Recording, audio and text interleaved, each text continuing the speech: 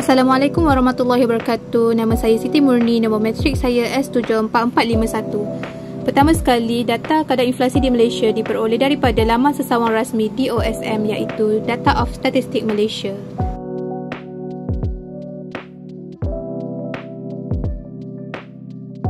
Manakala data kadar inflasi di negara Jepun diperoleh daripada laman sesawang rasmi IMF, iaitu International Monetary Fund. Kedua-dua data ini diperoleh dan dianalisis menjadikannya dalam satu bentuk jadual.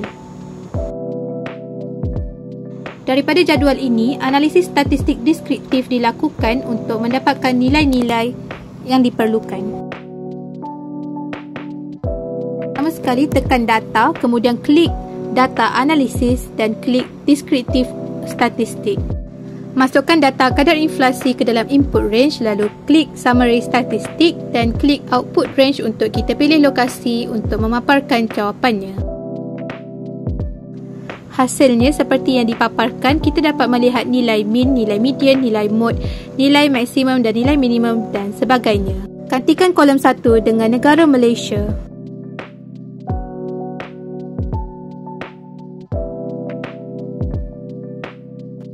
Langkah yang sama diulang bagi mendapatkan analisis statistik deskriptif bagi negara Jepun.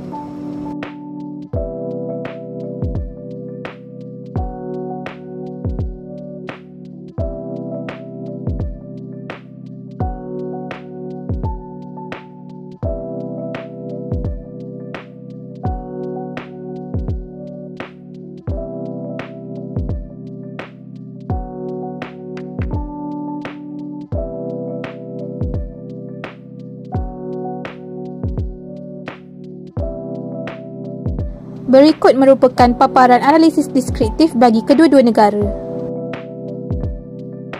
Seterusnya adalah analisis kebarangkalian, iaitu klik pada data dan data analisis, lalu pilih correlation. Pada input range, masukkan kedua-dua kadar inflasi di negara Malaysia dan negara Jepun dari tahun 1993 hingga tahun 2022. Kemudian klik output range untuk kita paparkan hasilnya. Setelah mendapat hasil correlation, klik data dan data analisis sekali lagi, lalu klik regression. Pada input Y range, masukkan kadar inflasi di negara Malaysia, manakala pada input X range, masukkan kadar inflasi di negara Jepun.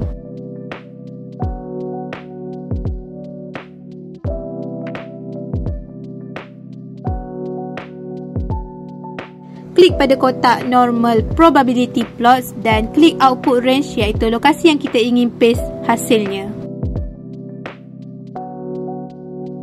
Kita dapat melihat hasil daripada regression ini dan kita dapat melihat graf normal probability plot bagi data ini.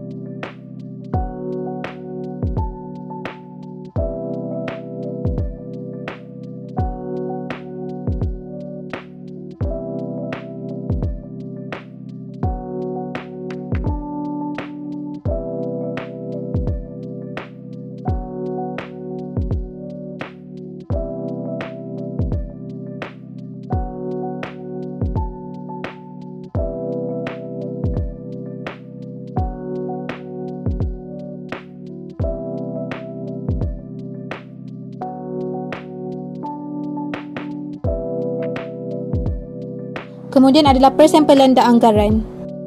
Klik pada data dan data analisis, lalu pilih sampling. Masukkan kadar inflasi pada input range, lalu klik random dan masukkan number of sample, iaitu 15.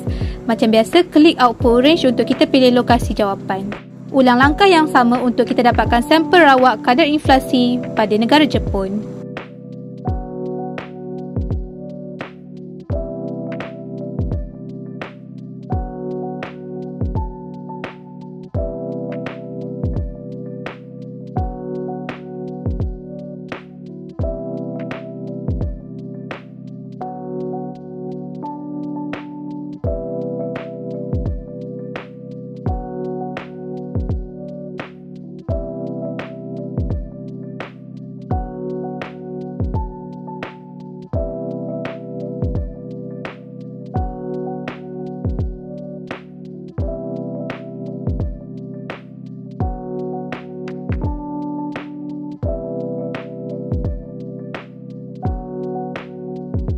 Setelah mendapat kedua-dua sampel rawak bagi kadar inflasi di Malaysia dan Jepun, klik semula data dan data analisis lalu pilih deskriptif statistik.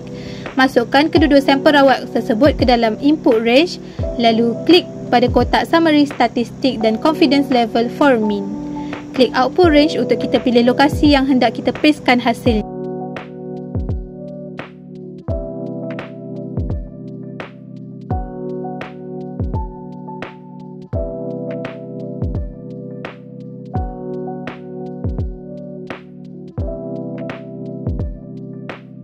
Bagi mendapatkan upper confident interval 95%, klik pada mean lalu tambahkan ianya dengan confident level 95%. Manakala bagi lower confident interval pula, klik pada mean lalu tolakkan dengan confident level 95%. Langkah yang sama dilaksanakan bagi mendapatkan upper dan lower confident interval bagi negara Jepun.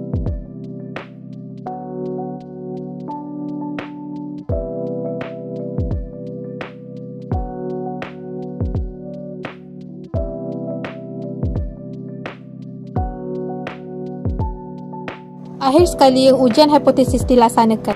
H alternate menyatakan purata kadar inflasi di Malaysia tidak sama dengan purata kadar inflasi di Jepun, manakala H0 menyatakan purata kadar inflasi di Malaysia sama dengan purata kadar inflasi di Jepun. Analisis dijalankan dengan klik pada data lalu klik data dengan memilih t-test to sample assuming equal variance. Masukkan kadar inflasi di Malaysia pada variable 1 range dan kadar inflasi di Jepun pada variable 2 range. Lalu klik output range pada lokasi yang kita inginkan. Gantikan variable 1 dengan negara Malaysia manakala variable 2 dengan negara Jepun. Maka hasilnya adalah seperti yang dipaparkan dalam video.